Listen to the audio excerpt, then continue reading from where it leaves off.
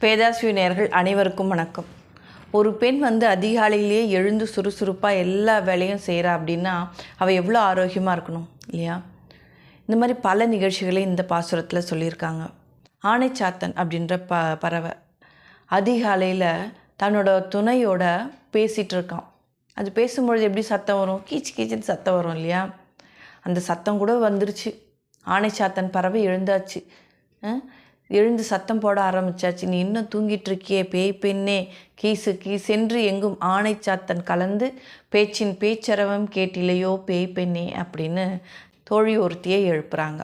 அதாவது பேய் தூக்கம் தூங்குறன்னு சொல்லுவாங்க இல்லையா? அந்த மாதிரி தன்னோட தோழியும் தூங்கியே இந்த பொழுது கழிச்சிடுவாளோ அப்படின்ற எண்ணத்தில் அவளும் போய் பரந்தாமனோட அடியை பணிந்து பயன் பெறணும் அப்படின்றதுக்காக அவளை எழுப்பணும் அப்படின்னு தோழி மேலே இருக்க உரிமையில் அக்கறையில் பேய் பெண்ணே அப்படின்னு சொல்லி எழுப்பிட்டாங்க.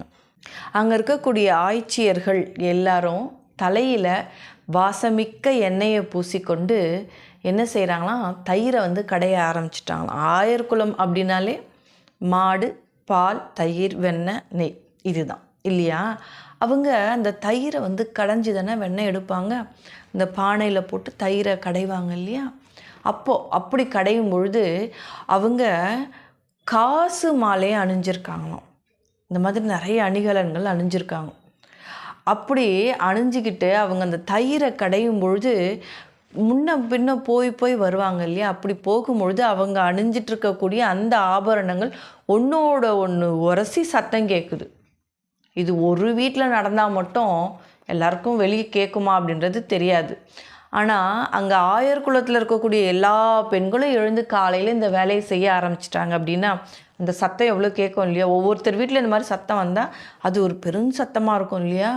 அந்த சத்தமே கேட்டுடுச்சு. நீ இன்னும் தூங்கிட்டு இருக்கே நாயக பெண் பிள்ளாய், நாராயணமூர்த்தி கேசவனை எல்லாரும் பாட ஆரம்பிச்சிட்டாங்க.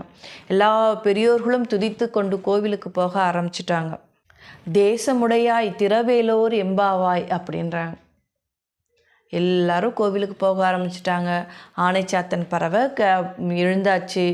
பொழுது புலரப்போது அப்படின்றதுக்கு ஒரு அடையாளமாக இந்த ஆனைச்சாத்தன் பறவை பேசக்கூடிய அந்த பேச்சு, ஆய்ச்சியர்களோட தயிர் சத்தம், அவர்கள் கழுத்தில் போட்டிருக்கக்கூடிய அந்த அணிகலன்கள் ஒன்றோடு ஒன்று உரசக்கூடிய அந்த சத்தம், முதியோர்கள் எல்லாம் கேசவனை பாடிக்கிட்டே போகிறாங்க. இந்த சத்தம் இப்படி எங்கும் சுற்றி எல்லா இடத்துலையும் நல்ல ஒரு அந்த சத்தம் அப்படின்றது ஒலி எழுந்துக்கிட்டே இருக்குது. இப்படி இருந்தோம், இவ்வளோ சத்தத்தில் நீ எப்படி தூங்குற, தேசமுடையாய் நாயக பெண் பிள்ளாய் எழுந்து வா அப்படின்னு சொல்லி தன்னோட தோழியையும் தன்னோடு உடன் அழைத்து கொண்டு போவதா இந்த 7வது பாசுரத்தில் பாடப்பட்டிருக்கு.